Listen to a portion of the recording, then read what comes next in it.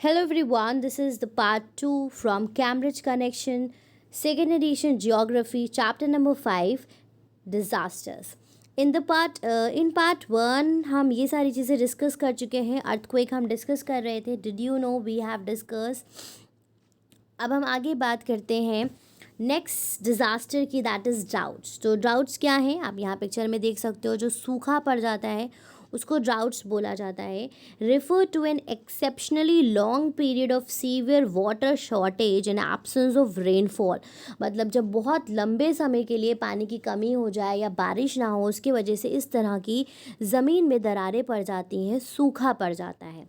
Droughts generally occur in the summer season. Obviously जब गर्मी ज़्यादा होती है तो पानी की कमी होती है, तब ड्राउट्स आते हैं. During a droughts the level of the surface and underground water is heavily reduce. मतलब पानी का जो लेवल है वो बहुत ज़्यादा कम हो जाता है. Impacts of droughts. ड्राउट्स की वजह से क्या क्या प्रॉब्लम्स आती हैं. Droughts cause crop failure. मतलब जो क्रॉप्स, अनाज जो ग्रो हो रहे होते हैं वो ख़राब हो जाते हैं. स्टारवेशन, जिसकी वजह से भूख के लोग मरने लगते हैं. लॉस ऑफ लाइफ, लोग मरते हैं. लॉस ऑफ लाइफ स्टॉक, मतलब जो स्टॉक है, मानो गेहूं है, उसका एक स्टॉक था वो ख़त्म हो जाएगा. एंड एपिडेमिक, फिर बीमारियां फैलती हैं. Due to due to prolong period of droughts. जब बहुत लंबे समय के लिए सूखा पड़ जाता है, द लैंड सरफेस में बिगिन टू क्रैक. तो ज़मीन छिटकने लगती है. In India it states like Maharashtra, Gujarat, Orissa, Rajasthan, ये जगहें जो हैं इंडिया में, ये क्या हैं, यहाँ पे ड्राउट्स आते रहते हैं. प्रोन है, मतलब डिज़र्टेड एरियाज़ हैं ये. सेफ्टी मेजर्स क्या हैं. सबसे पहले तो हम पेड़ लगाएं, और फॉरेस्टेशन यानी कि जो पेड़ काटे जा रहे हैं, डिफॉरेस्टेशन से बचाएं. एफॉरेस्टेशन करें, पेड़ लगाएं. रिफॉरेस्टेशन के मेजर्स लें, मतलब प्लांट्स ग्रो करें, डिफॉरेस्टेशन ना हो, ताकि जो वाटर लेवल है वो कम ना हो. Government should make adequate arrangement to supply water. और गवर्नमेंट इसका अरेंजमेंट करे कि वाटर की जो सप्लाई है वो बैरन एरियाज़ तक के पहुंच सके. और to evacuate the people to better areas. और जो लोग हैं जहाँ पे सूखा पड़ गया है उनको किसी सही जगह पर पहुँचाया जा सके. People should be taught ways to conserve the water before it is too late. और सबसे इम्पॉर्टेंट चीज़ ये है कि लोगों को बताया जाए, सिखाया जाए कि पानी की कीमत क्या है, पानी को हमें कंज़र्व करना, कंज़र्व करना क्यों ज़रूरी है, राइट. उसके बाद हम आ जाते हैं नेक्स्ट नेचुरल डिज़ास्टर पे, जो कि हमारा साइक्लोन, जिसको हम भवंडर कहते हैं. तो cyclones are cause by the atmospheric disturbance. जब एटमॉस्फेयर में कुछ उथल पुथल होती है तो साइक्लोन्स आते हैं. अराउंड लो प्रेशर एरियाज़, ठीक है, मतलब जहाँ के जिन एरियाज़ में जो प्रेशर है वो लो रहता है. Winds with great speeds move towards. तो जो हवाएं हैं वो बहुत तेज़ी से मूव करती हैं. Intense low pressure. तो जहाँ पे देखो जिस एरिया में प्रेशर कम है उधर की तरफ क्या होगा, जो तेज़ हवाएं हैं वो बहुत तेज़ी से मूव करेंगी. Known as the eye of the cyclone. तो अगर आप इस पिक्चर में भी देखोगे तो इस तरह का जो ये भवंडर बन रहा है तो ये प्रेशर के वजह से होता है. हाई प्रेशर से लो प्रेशर की तरफ मूवमेंट होता है और इस तरह के सर्कल्स का फॉर्मेशन होता है. ये एयर में भी हो सकता है एंड वाटर में भी हो सकता है. The edge of the cyclonic eye wall और called the wall of the cyclone. और जो एजेस हैं इसकी आई की, उसको वॉल कहते हैं. Is a region of devastating winds. ये वो एरिया है जहाँ पे हवाएं बहुत तेज़ होती हैं. Strong and powerful winds having a great speed circulate. अब बहुत तेज़ी से जो हवाएं ऐसे गोल गोल गोल चक्कर काटती हैं, जिनकी वजह से तूफ़ान आते हैं. They occur in the water ocean, they occur in the warm ocean in the tropical temperate region of the word. Cyclonic wind blow in the anti clockwise direction. मतलब जो ये विंड होती हैं ये क्लॉकवाइज डायरेक्शन में नहीं होती हैं, ये एंटी क्लॉकवाइज ग्लो करती हैं, मतलब घड़ी जैसे चलती है उसके उल्टे डायरेक्शन में. In the northern hemisphere, northern hemisphere में, एंड सदर्न हेमिस्फीयर में ये क्लॉकवाइज. ये याद रखिएगा इसके direction. These winds causes the great havoc and large scale direction. और जब इस तरह की तेज़ हवाएं भवंडर में चलती हैं तो वो पूरे पूरे घर, पूरी पूरी चीज़ों को खा के अपने साथ ले जाती हैं, क्योंकि ये बहुत बहुत बहुत ज़्यादा पावरफुल होती हैं. आगे पढ़ते हैं। Cyclones are storms known by different names. अब अलग अलग दुनिया में अलग अलग जगहों पे, कहीं पे टोफू, कहीं पे किसी को कुछ अलग अलग नाम दे दिया जाता है, ठीक है। तो जैसे typhoon, north western Pacific ocean में उसको टाइफोन कहते हैं। हरिकेन अटलांटिक ओशन में इसी चीज़ को हरिकेन कहते हैं, और इंडियन ओशन में साइक्लोन कहते हैं। यहाँ पे देख लेते हैं, कुछ फैक्ट लिखा हुआ है। Hurricane Katrina devastated the entire Gulf coast of Mississippi in August 2005। तो ये एक एक्सपीरियंस बताया गया है कि 2005 में जो एक हैवॉक आया, जो साइक्लोन आया, उसके बारे में। तो उसको आप लोग रीड कर लेना। फिर आ जाओ इधर। द इंडियन सब continent is among the worst cyclone. मतलब जो सब कॉन्टिनेंट है इंडिया का, उसमें सबसे ज़्यादा साइक्लोन आते हैं पूरे वर्ल्ड में। It is expose to nearly 10% of the world's tropical cyclone. तो 10% साइक्लोन यहीं पे आते हैं। Most of these cyclone originate in the Bay of Bengal, और ज़्यादातर जो साइक्लोन्स हैं वो बे ऑफ बंगाल में ओरिजिनेट करते हैं। Accounting for 5 to 6 cyclones every year, हर साल 5 से 6, और फिश 2 और 3 कुड बी सीवियर, जिसमें से 2 से 3 ऐसे बहुत ज़्यादा डैमेजिंग होते हैं, बहुत ज़्यादा ख़तरनाक होते हैं। The damage cause by the cyclone depend on it's intensity. अब नुकसान जो हो रहा है वो डिपेंड करता है कि जो साइक्लोन की हवाएं हैं वो कितनी तेज़ी से चल रही हैं, उसकी इंटेंसिटी क्या है, लोकेशन क्या है, साइज़ क्या है। Cyclone damage buildings, power infrastructure, communication tower, hospital, food storage. मतलब जो भी चीज़ रास्ते में आती है उसको ये उखाड़ता हुआ ले जाता है। बहुत जो ये जो भवंडर होता है अपने साथ सारी चीज़ें, आपने लास्ट टाइम देखा होगा राजस्थान में जो हुआ था, और भी कई सारे चीज़ें हैं। आप मुझे कमेंट सेक्शन में करके बता सकते हो कि कब कहाँ पे किस तरह के साइक्लोन्स आए हैं, एक्सपीरियंस किए गए हैं। तो अब हम बात करते हैं मैन मेड डिज़ास्टर्स की। नेचुरल डिज़ास्टर्स हम डिटेल में पढ़ चुके हैं। मैन मेड डिज़ास्टर्स जो कि ह्यूमन की एक्टिविटीज़ के वजह से हो रहे हैं। Such disasters may be a result of negligence और deliberate actions of the people. तो लापरवाही के वजह से लोगों की कुछ जो तबाहियाँ आती हैं उनको हम मैन मेड डिज़ास्टर्स कहते हैं। Some examples of man made disasters are आग लग जाना, terror attack, nuclear disaster, chemical and biological disasters and accidents. तो कहीं पे एक्सप्लोजन हो जाना, कुछ हो जाना, तो ये सारी चीज़ें क्या हैं, मैन मेड डिज़ास्टर्स हैं। तो सबसे पहले फायर की बात करते हैं। Fire can occur at any place, कहीं पे भी आग लग सकती है, किसी भी वक्त लग सकती है। बर्निंग क्या है, केमिकल रिएक्शन है which is visible in the form of a flame. जो हम कैसे दिखता है, फ्लेम्स हमें नज़र आती हैं, and is accompanied by the smoke, heat and light. और उसके साथ साथ आपको धुआं, गर्मी और लाइट दिखाई देगी। It is spread quickly and widely when a substance already on a fire is exposed to the other inflammable things like petrol। और अगर ये सारी चीज़ें उसको मिल जाती हैं, petrol, gas, coal, wood, paper, plastic, तो वो और तेज़ी से क्या होता है, स्प्रेड होता है। House hold fire can cause by the electric shock circuit, smoking, cigarettes, faulty kitchen stoves, cookware, accidental spilling of the flammable materials like kerosene, industrial chemicals. मतलब घर में किस तरह से आग लग सकती है।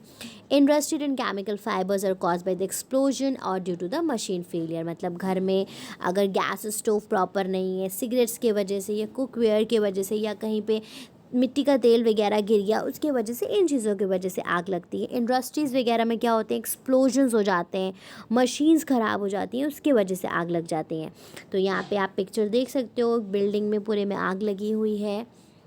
एंड कैरेक्टरिस्टिक्स क्या है फायर्स के, ये इंपॉर्टेंट है हमें पढ़ना। It is important to understand the basic characteristics of fire. A fire has many characters and some of them, ठीक है। तो फायर कभी भी कहीं पे किसी भी समय लग सकती है। शॉर्ट सर्किट एक बहुत बड़ा कॉज है आग लगने का। कहीं पे भी शॉर्ट सर्किट हुआ, तार जले और पूरे में आग लग जाती है। It is very quick to spread and can engulf a resident in flame in just 2 minutes। आग जो फैलती है ना वो बहुत तेज़ी से फैलती है। विद इन 2 मिनट्स वो पूरी पूरी किसी फैक्ट्री को या घर को पूरे को जला के राख कर सकती है। Except electricals and oil fires, water is the best medium to fight fires. अगर कहीं पे भी आग लगती है अदर देन जो तेल से लगी हो या इलेक्ट्रिसिटी से लगी हो, बाकी सारी तरह की जो फायर्स है उसको हम पानी से बुझा सकते हैं। लेकिन अगर करंट की वजह से लगी है आग तो उसको कभी भी पानी से नहीं बुझाना है। Pouring water on electrical or oil fire is dangerous. The gas producing during a fire make people drowsy. जो धुआं निकलता है, gases निकलती है, उससे लोग बेहोश हो जाते हैं. Most deaths due to the fire occurs at night when people are sleeping. और ज़्यादातर जो आग के केसेस होते हैं जिसमें लोग मर जाते हैं वो रात के समय होते हैं जब लोग सो रहे होते हैं. Instead of being awakened by fire you may fall in to the deeper sleep. क्या होता है कि जब आग लगती है तो आप उसके धुएं से उठ नहीं पाते हो और आप नशे में और सो जाते हो. ठीक है. Asphyxiation is leading cause of fire death exceeding burn. और जब बहुत ज़्यादा जल जाता है कोई इंसान तो उसके वजह से भी वो मर जाता है. Heat and smoke and poisonous gases from the fire are actually more dangerous than the flames themselves. तो उसकी गर्मी और जो स्मोक है और जो पॉइजनस गैसेस हैं वो बहुत ज़्यादा नुकसानदेह होती हैं.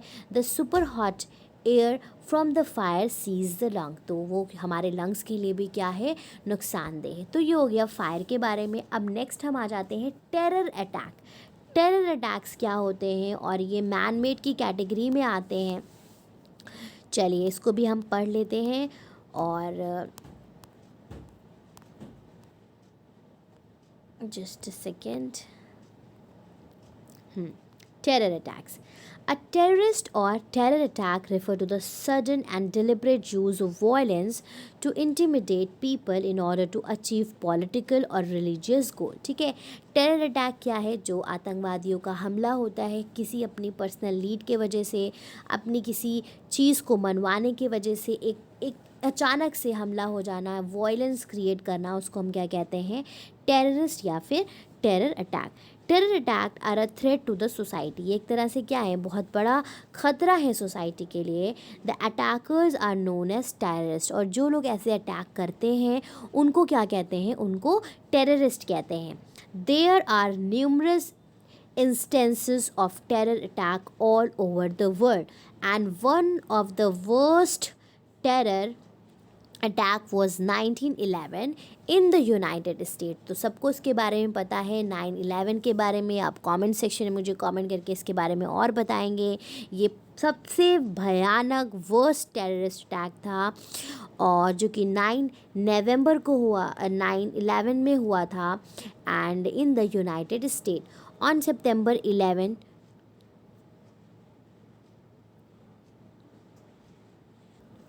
तो sorry, not November, 9/11, that is 11 of September 2001. That was a mistake.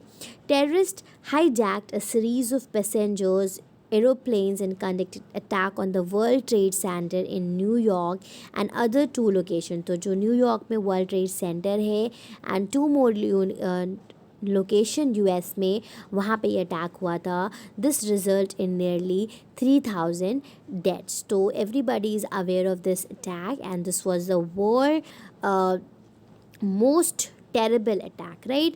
ऊपर भी हम लोग देख लेते हैं, यहाँ पे दिया है the most destructive terrorist attack was 26. और अगर इंडिया की बात करें सो दैट वॉज 26. ये था नवंबर में, मुझे बाय मिस्टेक मैंने नीचे बोल दिया.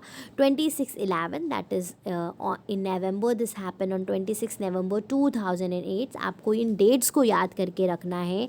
When members of terrorist organisation Lashkar Taiba carried out shooting and bombing in different parts of Mumbai like Taj Mahal, Trident Oberoi, Chhatrapati Shivaji terminus railway station, Nariman house, cafe. 3 सारी जगहों पे टेररिस्ट ने अटैक किया था. तो ये इंडिया का मोस्ट डिस्ट्रक्टिव अटैक 26 नवंबर को हुआ था. और अगर वर्ड की बात करें तो that was on 9 September in the United state. तो ये हो गया आपका टेरर अटैक के बारे में. आगे बढ़ते हैं, न्यूक्लियर डिज़ास्टर के बारे में पढ़ते हैं कि न्यूक्लियर डिज़ास्टर्स क्या हैं. तो nuclear disasters are cause by the nuclear explosion. तो जो न्यूक्लियर एक्सप्लोजन्स होते हैं फैक्ट्रीज़ में, रेडिएशंस वगैरह, इनके वजह से जो तबाही होती है वो आते हैं हमारे न्यूक्लियर डिज़ास्टर्स में. Nuclear energy is release from atoms through nuclear fissions by splitting the nucleus. तो जो न्यूक्लियर एनर्जी है वो वो रिलीज़ होती है एटम का जब एटम जब न्यूक्लियस से डिवाइड होता है, न्यूक्लियर फिजन का प्रोसेस होता है। This process releases great amount of energy in the form of heat and radiation. तो इस प्रोसेस में बहुत ज़्यादा एनर्जी रिलीज होती है। During nuclear fission a small particle called a neutron hit a uranium. तो न्यूक्लियर फिजन में क्या होता है कि जो न्यूट्रॉन है वो यूरेनियम एटम को हिट करता है और स्प्लिट हो जाता है, तो उससे और न्यूट्रॉन्स बनते हैं। These neutrons go on to the bombard other new uranium. फिर वो न्यूट्रॉन्स दूसरे यूरेनियम के साथ यही रिपीट करते हैं। ये प्रोसेस कंटिन्यूसली होता रहता है और उसको चेन रिएक्शन कहते हैं। Nuclear energy is also release by nuclear fission. तो उससे एक लार्ज अमाउंट में एनर्जी रिलीज होती है। Though nuclear energy is a valuable resource, the threat posed by it cannot be underestimated.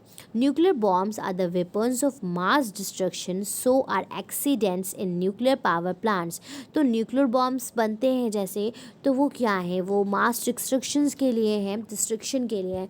तो अगर इस तरह की फैक्ट्रीज़ में किसी तरह का कोई एक्सीडेंट हो जाता है तो वो भी क्या होता है, बहुत ज़्यादा डिवास्टेटिंग होता है और इन्वायरमेंट और ह्यूमन को बहुत ज़्यादा अफेक्ट करता है। तो इसका भी यहाँ पे एग्जाम्पल दिया हुआ है। 6 एंड 9 अगस्त 1945 हिरोशिमा नागासाकी, या आप बचपन से पढ़ते चले आ रहे हो। This killed around 90,000 to 1,66,000 people in Hiroshima and same in Nagasaki in a period of 2 to 4 months, and most of the victims were civilians who die as a result of radiation। तो ये जो explosion हुआ था, nuclear explosion, और इसके वजह से लाखों लोग मरे थे, एंड जो रेडिएशंस उससे हुई थी उसके वजह से जल गए थे, इंजरीज हो गई थी, और उससे लाखों लोगों की डेथ हुई थी। So the consequences of nuclear disasters are as follows. Nuclear disasters के क्या कॉन्सिक्वेंसेस हैं? It can kill thousands of people and destroy entire town and cities. कहीं पे भी अगर किसी फैक्ट्री में एक्सप्लोजन हो जाता है तो आसपास के सारे बहुत ज़्यादा नुकसान होता है, थाउजेंड्स ऑफ लोग मरते हैं, जगह तबाह हो जाती है, और सबसे ज़्यादा पल्यूट हो जाती है, हज़ार्डस हो जाती है और रहने लायक नहीं बचती है। It can lead to long term contamination of water bodies. Air pollution बहुत ज़्यादा हो जाता है लॉन्ग टर्म के लिए, इसी तरह से वाटर बॉडीज़ के साथ होता है। रेडिएशंस की वजह से स्किन कैंसर, सेल डैमेज और अदर बीमारियाँ हैं वो होती हैं। Uranium can enter the rock and remain there for centuries, posing a hazard for future generation. और जो यूरेनियम है वो रॉक्स में चला जाता है और जो कि आने वाले समय के लिए बहुत ज़्यादा हार्मफुल है। Radio active waste can enter the bodies of human and animal and cause create harm. वो हमारी बॉडीज़ में जाएगा तो उससे भी हमें बहुत ज़्यादा नुकसान होगा। Nuclear explosion contaminate the natural environment with poisons, जो जहरीली गैसेस हैं, एंड इससे ज़मीन, पानी और लैंड सबको लॉन्ग टर्म नुकसान होते हैं। केमिकल्स एंड बायोलॉजिकल डिज़ास्टर्स क्या हैं कि जब किसी केमिकल फैक्ट्री में एक्सप्लोजन हो जाए, chemical disasters are caused by the accidental release of dangerous chemical into the environment. कोई भी जहरीला केमिकल एनवायरनमेंट में आ गया, which can result in the death और इंजरी ऑफ प्लांट वर्कर्स और पीपल लिविंग। तो उससे क्या होगा, आसपास के लोग जो रहने वाले हैं उनकी डेथ हो जाएगी। Biological disaster are caused by the living organisms, like जैसे वायरसेस, बैक्टीरिया, इनके टॉक्सिन्स की वजह से जो प्रॉब्लम है, that is a biological disasters. Products with biological origin like toxic medical waste, when disease causing germs such as bacteria, viruses are deliberately use to harm people, they are called biological weapons. और biological weapons क्या हैं कि जब intentionally germs, bacteria को use किया जाता है, जैसे वो मूवी थी ना क्रिश, उसमें दिखाया गया था, तो बायोलॉजिकल वेपन्स थे। Toxin, poisons such as botulism which are drive from the biological sources and also consider the biological weapons. These germs और poisons are release by using the explosive. मतलब बॉम्ब्स के ज़रिए इन जर्म्स को पूरे में फैला देना, या किसी तरह के जो वायरसेस, बैक्टीरियाज फिर उसमें पूरे में फैल गए, या टॉक्सिन्स को फैला दिया गया, जानबूझ के किया जाता है, तो उसको कहा जाता है biological disasters.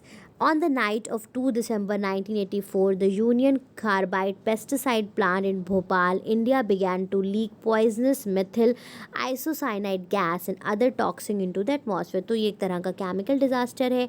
The toxic gas killed thousands of people and left many people disabled. मतलब वो जहरीली गैस रिलीज़ हुई जिसके वजह से बहुत ज़्यादा नुकसान हुआ. ऑलराइट, तो ये हमारा हो गया बायोलॉजिकल डिज़ास्टर्स के बारे में. अब हम बात करेंगे एक्सीडेंट्स के बारे में. तो बच्चों, एक्सीडेंट्स क्या है? Refer to an undesirable and unintentional event. मतलब कोई एकदम किसी जो कोई ऐसा हादसा जो होता है जो अनइंटेंशनली होता है उसको हम क्या कहते हैं? उसको हम एक्सीडेंट्स कहते हैं. दैट मे कॉज इंजरी और डेथ, जिसकी वजह से चोट लग सकती है या मौत भी हो सकती है.